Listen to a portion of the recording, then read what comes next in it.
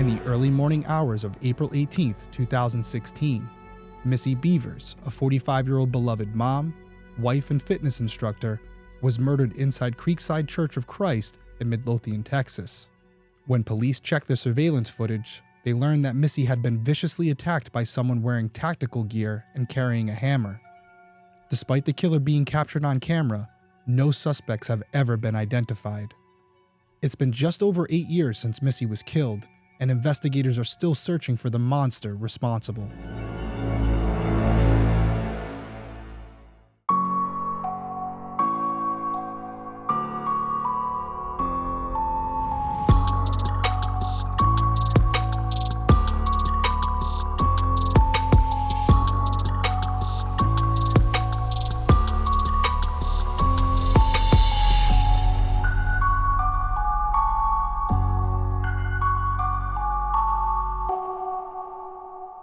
Hey everyone, welcome back to Detective Perspective. My name is Derrick Levasseur.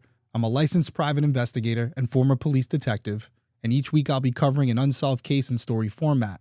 I'll then give you my perspective on the investigation and provide contact information for the individuals or organizations connected to the case so that if you have any tips, you can contact them directly and maybe you can help solve a case. So if you're someone who's interested in true crime, specifically unsolved cases, and you would like to hear my opinion on those investigations, please consider subscribing whether you're watching on YouTube or listening on Apple Podcasts, Spotify, or whatever platform you use. Okay, so as you know by now, after listening to the teaser, we are covering Missy Bevers, a pretty well-known case.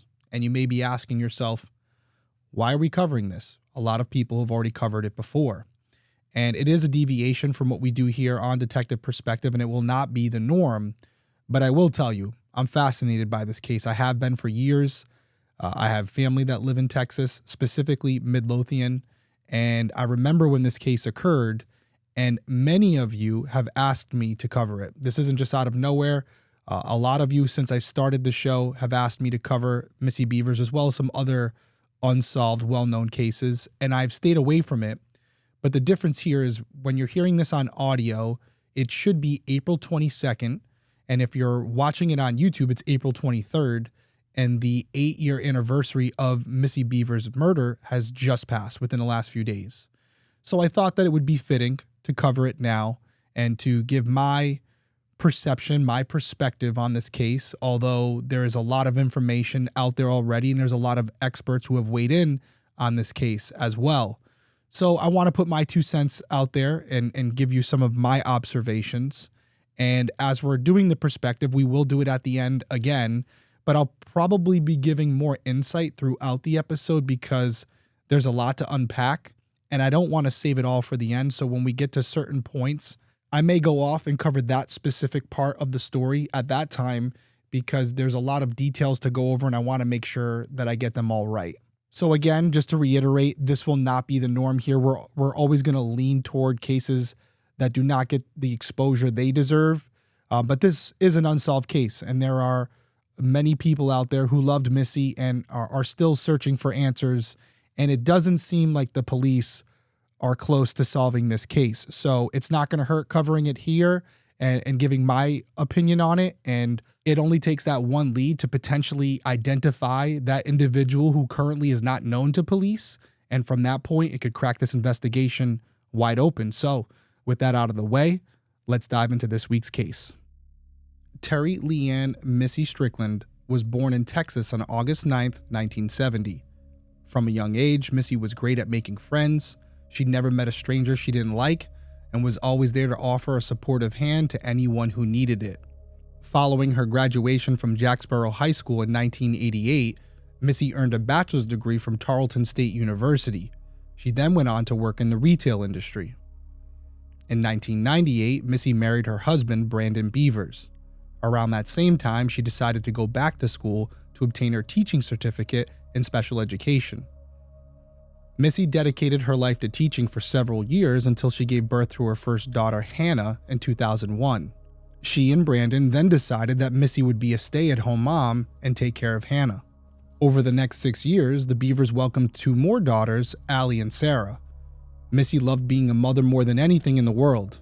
She gave her daughters unwavering love and support and always encouraged them to follow their dreams.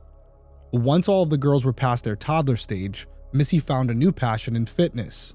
She embraced her role as a teacher once more and became a Camp Gladiator instructor, leading classes at Creekside Church of Christ in the 5400 block of East Highway 287 in Midlothian, which is near Dallas. Missy's classes were typically held outdoors in the church parking lot. However, if there was bad weather, she moved things indoors. She would often post about her Camp Gladiator classes on Facebook. It was the perfect way to communicate with her campers about the dates, times, and locations of classes. Missy was scheduled to teach one of her classes at 5 a.m. on Monday, April 18, 2016. The night before, she posted about the class on Facebook, adding, quote, "If it's raining, we're still training. No excuses, you are gladiators." Just before 9:30 p.m., Missy posted on Facebook again, and she mentioned she was going to bed because she had to be up at 3 a.m. Before she fell asleep, Missy spoke to her husband Brandon, who was away in Mississippi for a long-planned fishing trip. Before ending the call, they exchanged I love yous. They never spoke again. On May 18th, Missy woke up at 3:30 a.m. as planned. 46 minutes later, she arrived at Creekside Church of Christ. It had been raining that morning, so Missy decided to hold classes indoors. She parked under the awning at the south entrance and began carrying her materials inside. At 5 a.m., Missy's students arrived for class. According to police records, they entered the church and made their way to the southwest corner. When they got there, they discovered 45-year-old Missy lying unresponsive in the hallway. Blood and broken glass were scattered around her. The students immediately called 911. One of the students called Brandon to tell him what was going on. He quickly rented a car and began his drive home, which would take around 9 hours. By 5:10 a.m., first responders arrived and rushed to the hallway where Missy was lying on the ground, still clinging to life. They spotted a pool of blood and broken glass scattered near Missy. They also noted various tools, including a large hammer, which belonged to the church.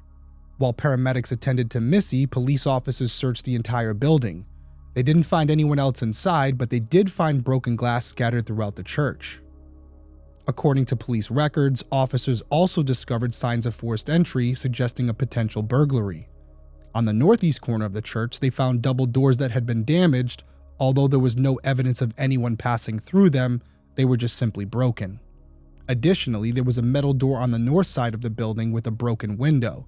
Now, it seemed that someone had entered through this door, possibly reaching inside through the broken window and using the knob or handle to actually open the door. Now, Missy's gray Ford F-150 remained parked under the south awning, with the passenger side door and the truck bed lid still open. The keys were also on the tailgate, and there was workout equipment in the back of the truck near the church entrance. Now, what's interesting is that Missy's wallet was on the front passenger seat, her iPhone was on the dashboard, and her handbag was on the floor in the center of the front seat. In addition to all of that, her iPad and her gun were also left behind. Now, back in the southwest corner of the building, first responders continued to work on Missy, but sadly she couldn't be saved and she was pronounced dead at the scene.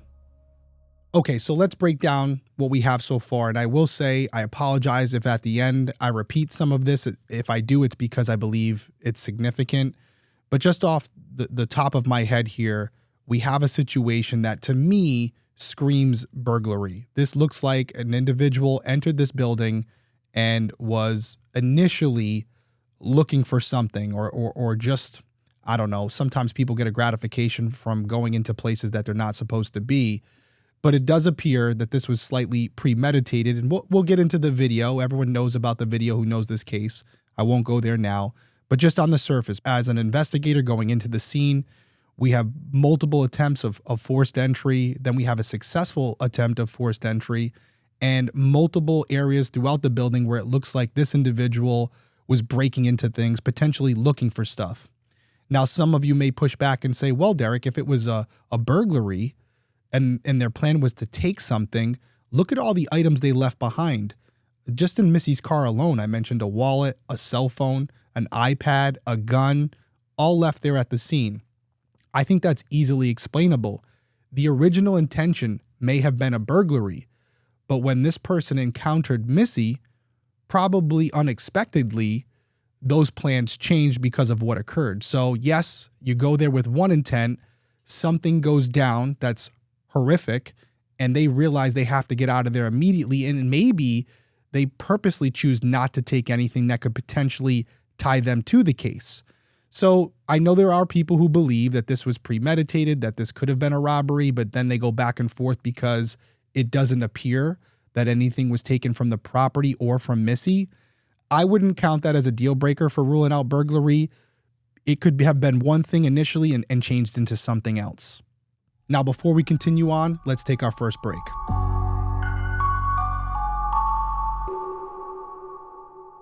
Growing up, cereal was one of the best parts of being a kid, but as I got older, I had to watch out for sugar and empty carbs, and that's where Magic Spoon comes in. Magic Spoon has amazing flavors you'll love, but is high in protein and contains less sugar.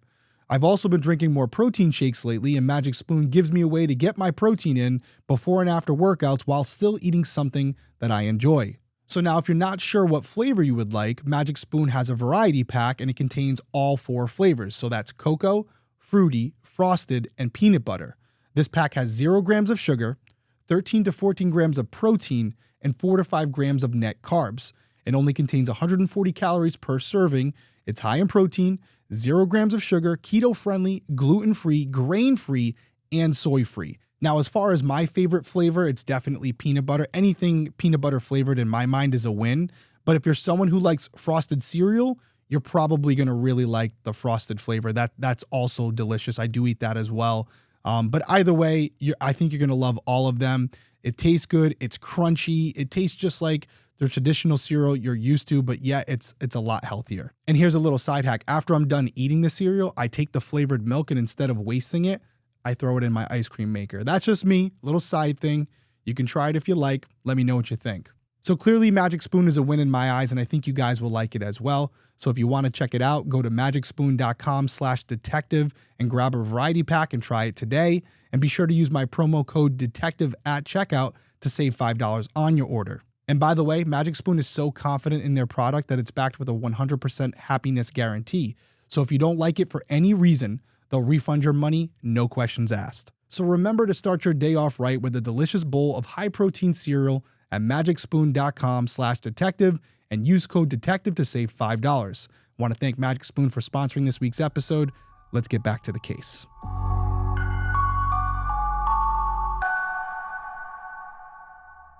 Okay, so we're back, and before the break, we talked about whether or not this could have been a burglary, and I think at this point, based on what we know, a burglary is still very much in play, even though nothing was taken. So, soon after all this went down, detectives arrived to begin their investigation into Midlothian's first homicide in 7 years. One of their first tasks was to check for surveillance footage inside and outside of the church. Now, there was no working cameras outside of the church due to a known malfunction.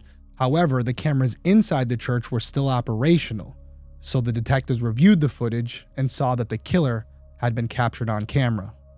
Now, according to police records, here's what they observed. At some point prior to 3:50 a.m., the suspect broke into the church, possibly through a metal door with a busted window on the north side. It's unknown exactly what time they broke in because there was no camera in that area or an alarm system in place. At 3:50 a.m., the suspect appeared on camera for the first time. And from 3:50 to 4:20 a.m., they moved from room to room carrying a hammer, forcing open doors, smashing windows, and rummaging through offices and the kitchen. And it should be noted that the police couldn't determine from the video if the suspect had any weapons other than the hammer. Detectives also noted that the suspect was wearing tactical gear. Now, this included a military-style helmet that can sometimes be bulletproof, cargo pants that are often seen with military members or security personnel, gloves, and a thick vest that was clearly marked police in white letters. Now, I want to weigh in on the gear quickly because I think it's significant, but it can also mean a lot of things. I'm not trying to offend anyone here, but all the gear that you can see in this footage is stuff that can be purchased online very easily. And there's very different qualities of equipment that can be purchased. What do I mean by that? I right now at home have a helmet, a bulletproof helmet. That's a full face bulletproof helmet. That's over $2,000 if you were to purchase it on your own. I also have all the tactical gear, the vest, the police patch, all from work. Actually, you can see one of them right behind me if you're watching on YouTube. But you can also go online and purchase this stuff relatively cheap. The cargo pants, the vest, the patch. It may look like it's a military style vest and that it's bulletproof, but in reality, it's just padded. Same thing for the helmet. If you're going to go buy the helmet, you could buy one that's a couple $1,000s, like I said, or you can buy one for a couple $100 that you can buy off an airsoft website that looks like a military style helmet, but in reality, it has no utility. It's more for cosmetic purposes. Why do I bring all this up? Well, you could have completely two different lanes here. You could have a situation where this person has a military or law enforcement or security background, or this person, frankly, is a wannabe. They're a wannabe cop or a wannabe soldier, and they're cosplay type thing, and they just purchased this stuff online because they wanted to go on in front of the mirror and look cool. You know what I mean? I'm not trying to discredit the situation, but that's really what we could be looking at here. And I will say that if someone had used this equipment in the field, it would have fit a lot better. My gear was designed and sized for me. My helmet, my vest, my pants were, they were just bought off the shelf, but everything else was pretty form-fitting because you don't want to have anything too loose that can be caught on something as you're entering a building or as you're going into a situation where people could grab a hold of you and pull you down by your clothes. So everything was pretty tight-fitting, and it looked like it belonged to me. This gear from the footage, which you'll see, looks like the person is swimming in it. The boots, the vest, everything just looks too big for this person. So it tells me that they were either borrowing someone else's stuff or they purchased this online and they just didn't get the right sizes and it's not custom made. So again, it's just like a generic brand that you can purchase, and that's why it looks so sloppy on them. So for me, if you make me choose, I'm leaning towards that option, that this stuff was purchased online and wasn't actually being worn by someone who is in that career field, although they could be low-level security somewhere. Some of you have also suggested that maybe it was a woman wearing this gear and that's why it didn't fit her properly. That's also an option, but I will get into that more. I personally think it's a male, but we will dive into that as we go throughout this episode. But I just wanted to touch on the tactical gear because I think one of the reasons this case is so popular is because of this footage and because everyone gets to see this killer and how they're dressed. And you just imagine what it would have been like for Missy to be confronted by this person, how scary that would have been. And I think that's why a lot of people gravitate towards this case. Okay, so now that I've talked about that, let's go back a little bit in time here to before this incident happened. At 4:16 a.m., Missy drove into the church parking lot and parked close to the entry door to unload her equipment. 4 minutes later, she entered the church completely unaware that the suspect was inside. Missy walked down the hallways of the church toward the southwest corner. As she entered that area where she was later found, she went out of range from the camera's motion sensor, causing it to turn off, and unfortunately, the subsequent assault was not recorded. After attacking Missy off camera, the suspect walked down one of the hallways, presumably exiting the same way they entered, and at 5 a.m., at least 2 students entered the church and discovered Missy. Now, as far as this surveillance footage is concerned, we talked about it a couple minutes ago, and we're going to talk about it more throughout this episode, but I feel like most of us feel the same. It's just eerie to see this individual. We know what they're about to do, and to just see them kind of walking through the hallways without a care in the world, breaking things along the way, not really in a hurry, not really with any sense of urgency. It almost seems like they might be under the influence because they have to know that there are cameras inside and yet they don't seem to care. And I do think that the tactical gear was deliberately worn to avoid identification. I think that's what the real intention was to be in something from head to toe so that it would make it harder for law enforcement to identify them. Now, you could take a couple things from that. The fact that this individual knew that there were cameras inside and decided to dress like this could suggest that they've previously been there before. In what capacity? Your guess is as good as mine. I'll also point out that there is a sign outside of the church, closer to the roadway, that indicates there are cameras on the premise. So even if you hadn't been there before, if this person was a stranger, they would have some idea that there were cameras on site. So yes, it is suggestive that the person knew the layout inside and that there were cameras present, but I could also see a world where, because of the signage outside, this person just had some intelligence going into it and knew that they had to cover their face. Now, according to police records, after looking over the surveillance footage, detectives asked church staff to check to see if anything was missing, and they didn't find anything. Detectives also asked if there had been any break-ins at the church in the past year, and there hadn't been. Now, later that day, the Midlothian police held their first of many press conferences to update the public on Missy's murder and what they had learned so far. They also released a 7-second clip of the suspect walking around in tactical gear and asked anyone who knew who the suspect might be to come forward. And it's also important to note that initially at this point, the police did believe that this suspect was a male. The police went on to say that they didn't know why Missy was killed. It was possible she interrupted a burglary. However, 4 a.m. is an odd time to rob a church, so they were looking into whether Missy's murder was pre-planned. But they also considered the chance that it was, quote, an elaborate random situation. So basically, at this point, they were considering all possibilities. Now, while the police continued their investigation, a medical examiner was conducting an autopsy, and according to NBC, the autopsy determined that Missy, quote, had multiple puncture wounds found on her head and chest. These puncture wounds were, quote, consistent with the tools the suspect was carrying throughout the building.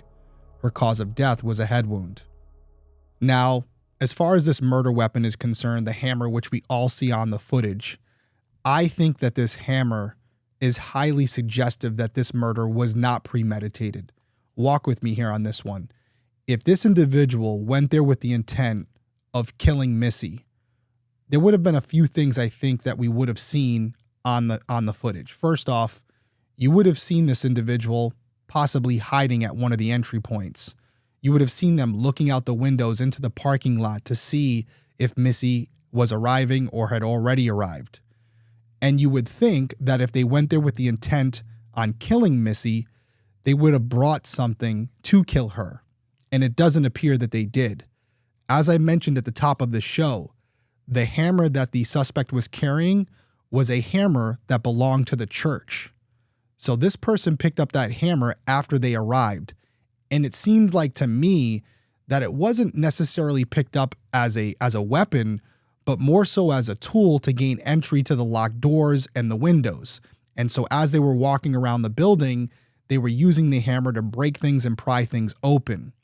What I think more than likely happened is that during this burglary, this individual encountered Missy. They maybe heard her coming in, or maybe they just walked into each other. And in that moment, to assault Missy, the suspect used what they had in their hands, which happened to be the hammer. So yes, it's a brutal murder, and it's horrific to think about how this went down. But I do think that the hammer is a critical piece of evidence. We see how the offender is carrying it throughout the surveillance footage, and the fact that that's what they used to kill her, to me, suggests that they didn't go there with the intent on killing anyone. The hammer was just a means to an end. They used the hammer because that's what they happened to have in their hand at that time. I also think this rules out the potential that this was someone who was a professional, that someone who knew what they were doing. Not to be inconsiderate of what we're talking about here, but if you're going to kill someone, there are easier, more efficient ways of doing so. A gun, a knife. Also, again, if it's premeditated, are you going to choose the interior of a building that you know has surveillance cameras? I don't think so. I don't think that'd be the first choice. So there's a lot of little things here that's highly suggestive that, again, this started off as one thing, a burglary, and turned into something else, a murder. Now, before we continue on with this case, let's take our last break and we'll be right back.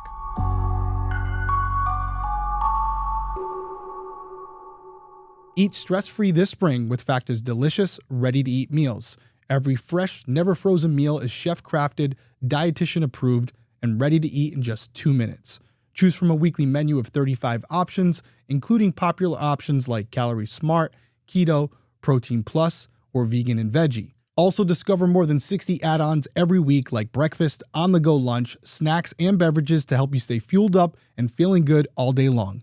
So what are you waiting for? Get started today and fuel up for your springtime goals. And listen, just because Factor meals are quick and easy to make, it doesn't mean they don't taste good. If you're looking for a gourmet meal, Factor's got you covered, and they feature premium ingredients like filet mignon, shrimp, truffle butter, broccolini, and asparagus, and that's just to name a few. In addition to tasting great, one of my favorite things about Factor is that it eliminates the hassle of prepping, cooking, or cleaning. All you have to do is heat it up and enjoy a delicious meal. Factor is also tailored to your schedule, so you can customize your weekly meals with the flexibility to get as much or as little as you need, and you can pause or reschedule deliveries to suit your lifestyle. In addition to all the great things I just mentioned, the people over at Factor are also celebrating Earth Day all month long, so look out for the Earth Month Eats badge on the menu for the lowest carbon footprint meals as well.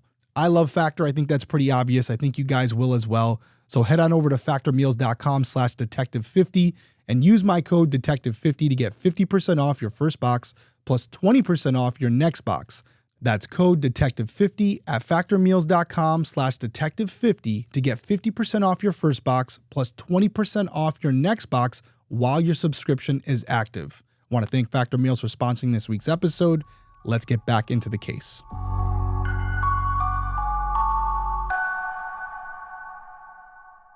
Okay, so we're back, and we just discussed the hammer and the surveillance footage and what it all could mean.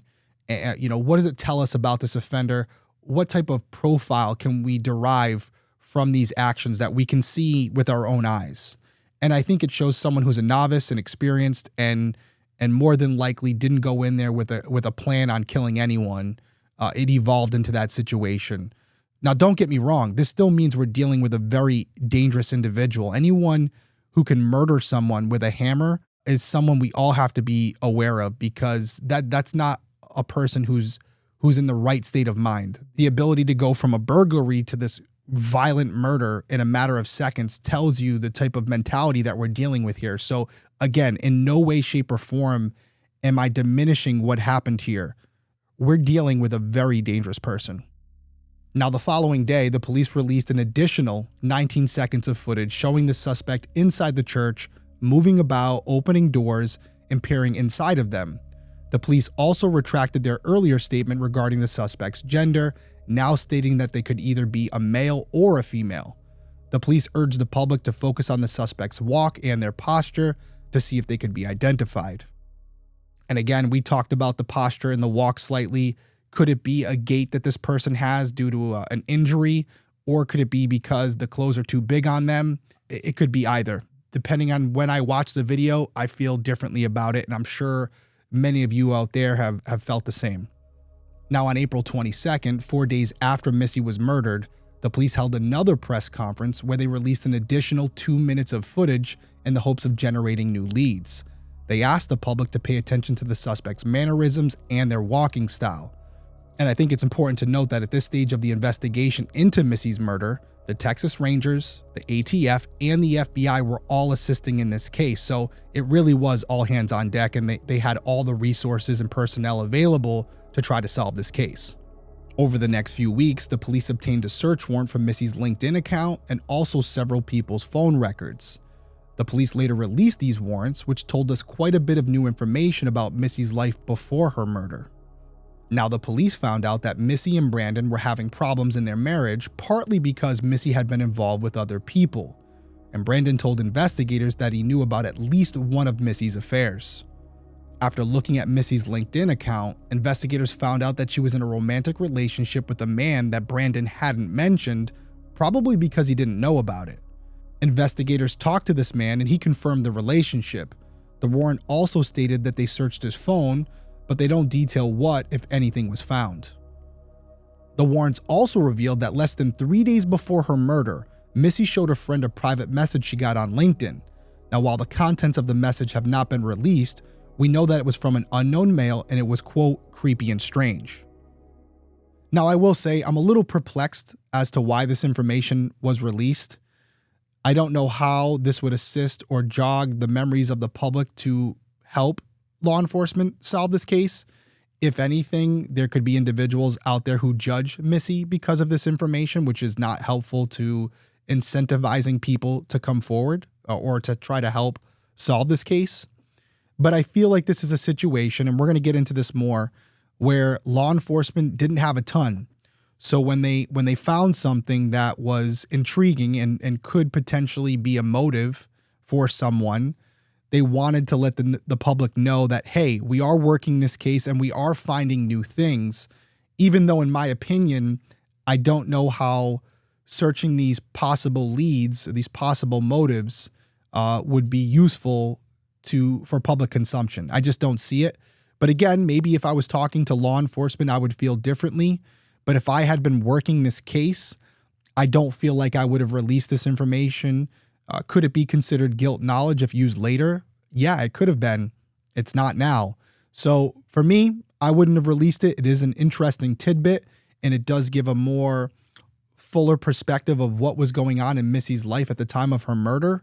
But I don't necessarily know if it's connected. Yes, it needs to be explored, but behind closed doors, within the investigators' realm of people who are working this case, not necessarily for the public to consume. Now, the investigation into Missy's murder continued, with the Midlothian police doing everything they could think of to solve this case. They even enlisted the help of the NYPD to use their advanced tracking devices, which analyze signals from cell towers. You see, the police wanted to know if the killer was coming back to the crime scene to admire their work or to see what law enforcement was working on. And if they did, the NYPD could run surveillance and use a tracking device called Stingray. A former police officer and criminal defense attorney told CBS 11 about the Stingray technology. He said, quote, "A phone will automatically connect to the Stingray without any control from the user. It mines data off the phone very quickly." Now, it's unclear if the NYPD was able to uncover anything significant. If they had, nothing has been released, and I completely understand why it wouldn't be released. Now, as far as the Stingray, I've never used a piece of technology like this. It sounds pretty fascinating. I think I have an idea of how it would potentially work. I think it would almost work, I guess, if we were to describe it in a way that most of us would understand, kind of like a Wi-Fi router without a password. So it would be placed in the area of the crime scene, and any cellular devices that came within the vicinity of that Stingray would automatically connect without any permissions or passwords, and it would just constantly download the data from the phones that are connecting to the Stingray. And maybe I'm assuming that it spits out information into some type of Excel sheet or something similar, where they'll be able to see what devices are connecting and how often they're connecting. And maybe based on what he's describing here, maybe it's able to download personal data, maybe search history. I don't know how deep it goes, but it definitely sounds like an interesting piece of technology. I've heard similar stories of different technology, but not at the local level. But again, NYPD is a huge department. I can tell you we didn't have this technology at my police department. And if you did, I would think more than likely we would need some type of search warrant, depending on how intrusive this equipment was. If it's able to access personal data, I don't know, search history, photos, whatever, without the user's awareness of it, I would think there could be some Fourth Amendment concerns there. So I don't know if it goes that deep, or just pulling phone numbers and carrier data. If it's just pulling that, I think it's fine, because in order to get more detailed information about those specific numbers, you would have to go to those carriers and have warrants signed and then issued before that data was given over to law enforcement. So more than likely that's what they were doing, especially if they've released this publicly. And I guess you could see how many times these phone numbers were connecting on a regular basis. And if they had a number pop up that was consistently, being grabbed by the Stingray at random times, maybe that's a number and carrier that they would look into to see who that phone belonged to. But really interesting piece of technology, and it does make me think, even as a civilian now, what is available to our government at the higher levels? What do they have? What access do they have? And I know a lot of you are probably screaming right now, because based on what we do know, they do have the ability to get whatever they want, and the technology is out there. It's not accessible to people like you and I, but it is available, and it is somewhat scary to think of what can be obtained without our knowledge. Now, on May 20th, just over a month after Missy was murdered, the police held another press conference to update the public on the investigation. They talked about potential suspects in the case, stating, quote, "At this point, none of the family, friends, or co-workers of Missy Bevers are considered suspects.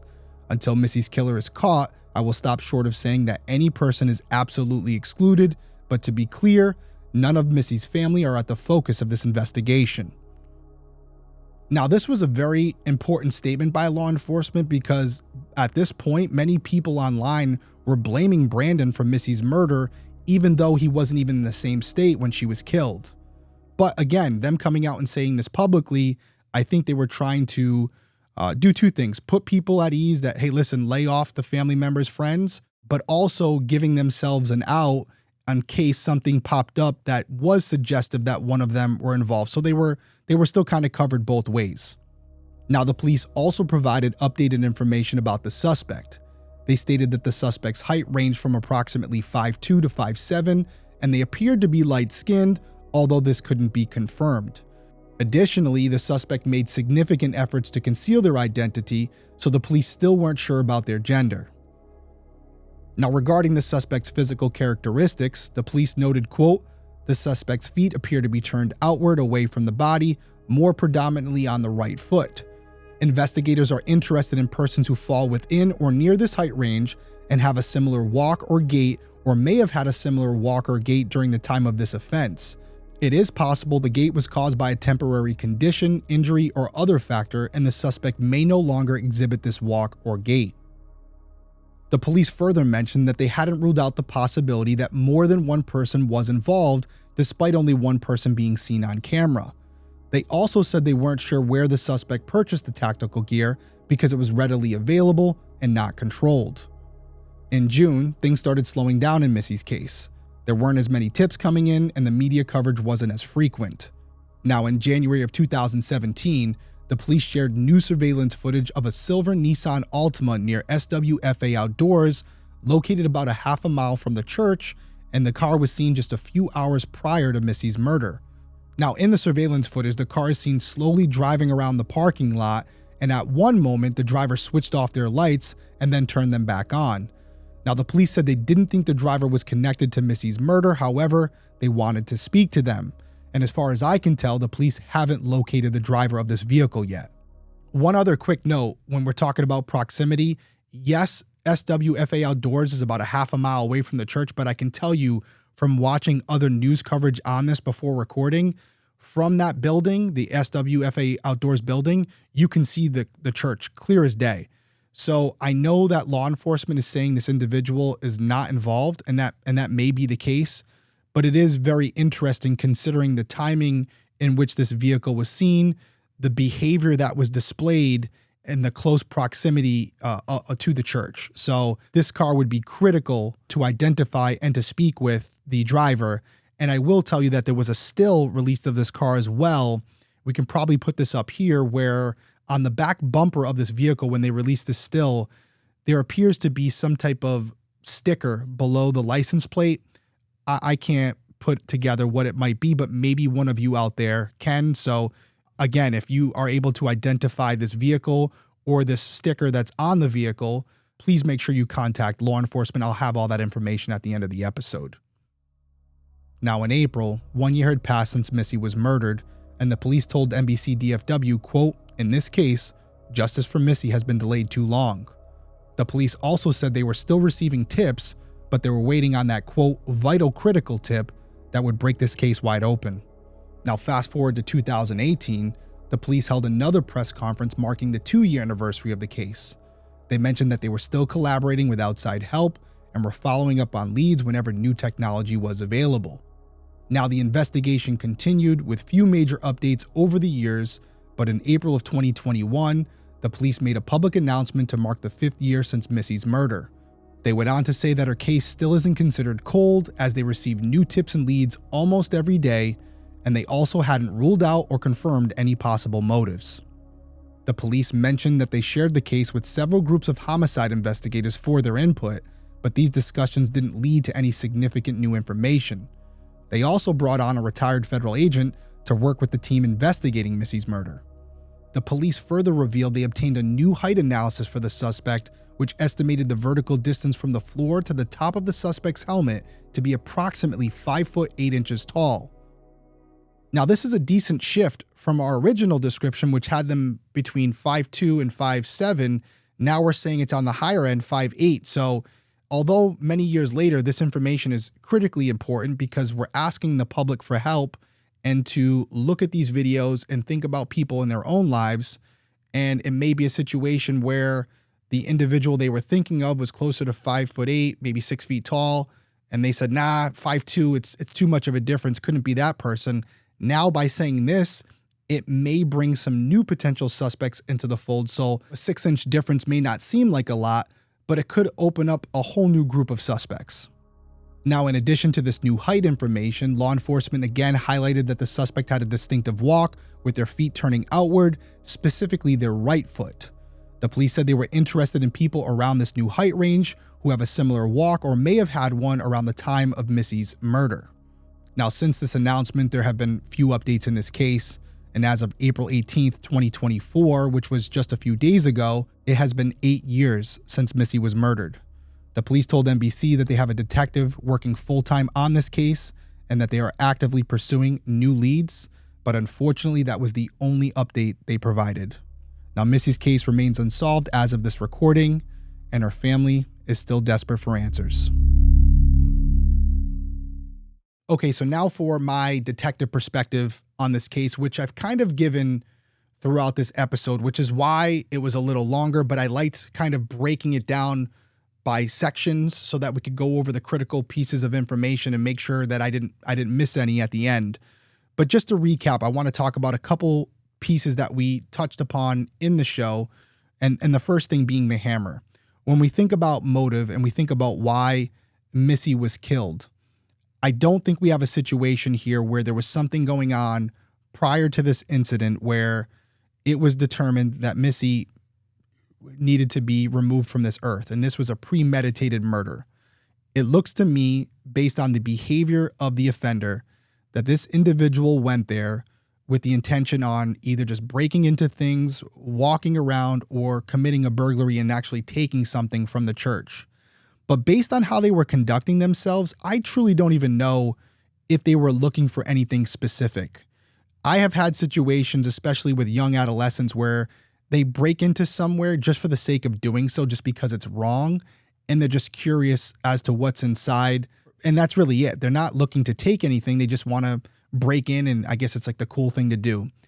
I don't know if this person had something against the church or if there was something mentally going on. Again, I wouldn't be surprised based on how they were kind of walking around the building. But it appears to me that they went there with an intention other than killing someone, and that's probably why they went there so early in the morning. I also think that the behavior is not suggestive of someone who's looking to kill someone or has a plan going into it, because as I said in the show, I think they would have been hiding. I think they would have been looking out the windows and out the doors to see if someone arrived. Their behavior to me suggests that they had no intention or no idea that anyone was going to show up that early in the morning. And as far as the hammer is concerned, as I said earlier, they were using it as a tool to break into different areas of the church. And what I feel happened is that Missy and the offender basically walked into each other unexpectedly by both parties. And in that moment, I don't know if Missy screams or maybe who knows, maybe she confronts the person. But either way, this individual who's clearly not in the right mindset uses the hammer to kill her because that's what was in their hand at the time when the incident occurred. I don't think it's anything more than that. As far as the person that we're looking for here, I think this individual is a male, just based on the stature, based on how they're walking. I could see it being a female, but it just doesn't make sense to me. In a crime like this, a burglary like this, more times than not, it is a male individual who commits this type of crime.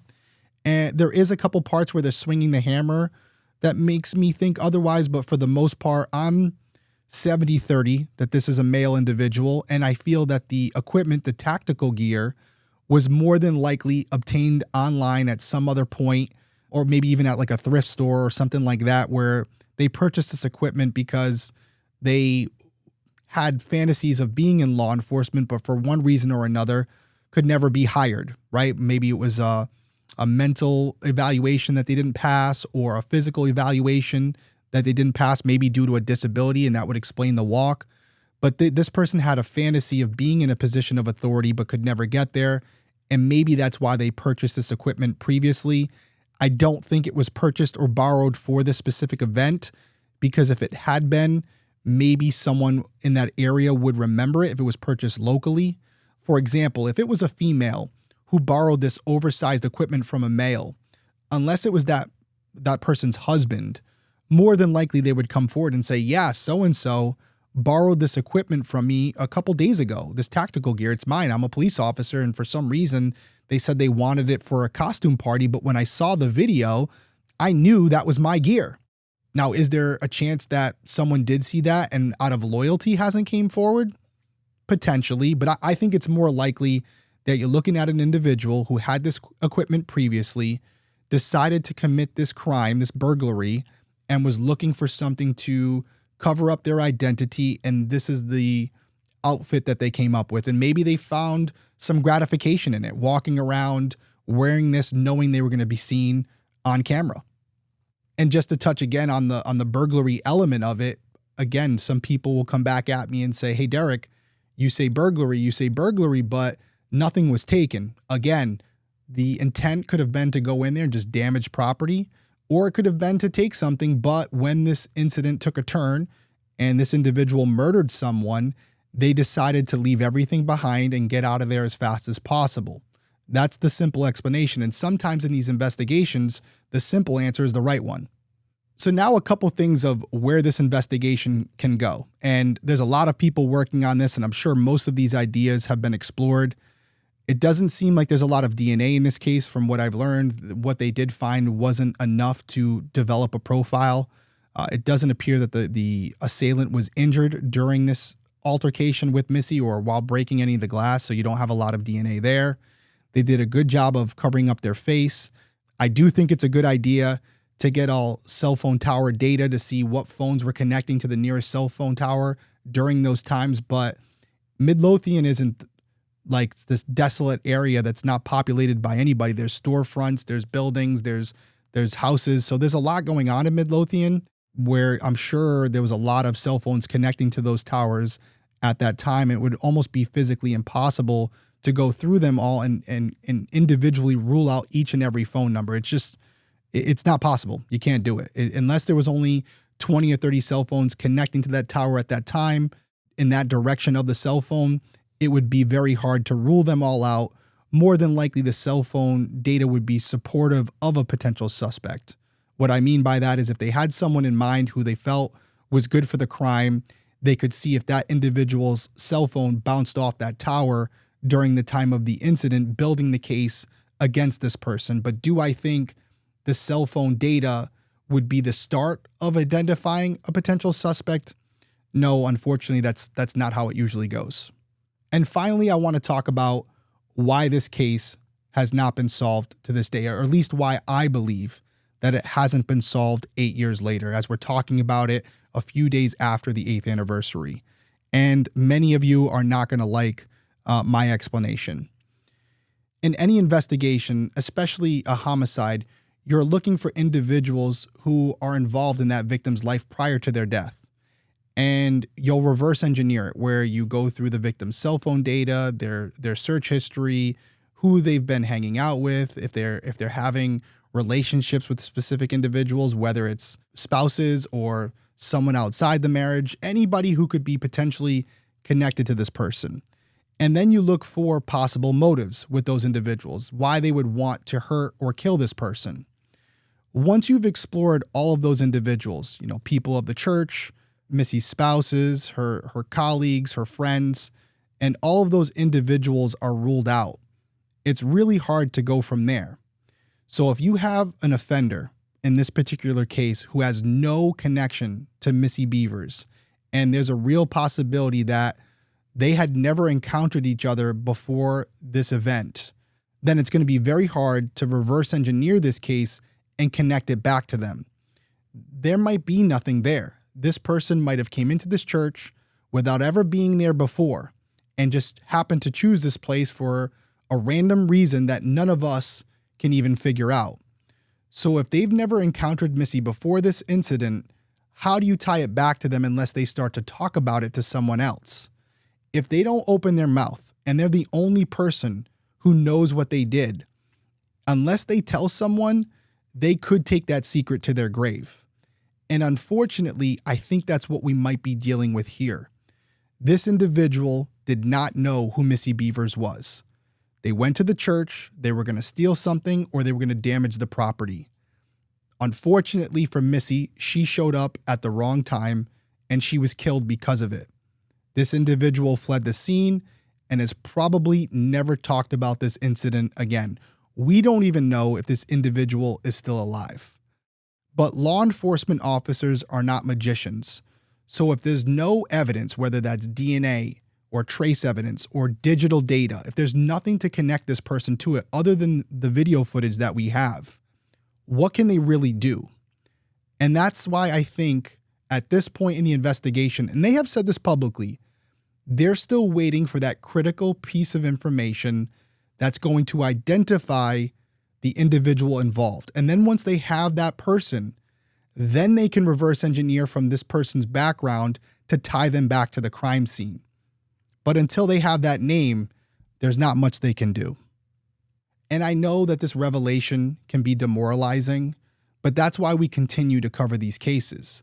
We may not know who this person is today, but we may know who they are tomorrow, and you may be able to help with that. So if you have any information about this case, you can call Crime Stoppers of Ellis County at 972-937-7297, or you can call the Midlothian Police Department Criminal Investigative Division at 972-775-7634. And by the way, there is a $150,000 reward.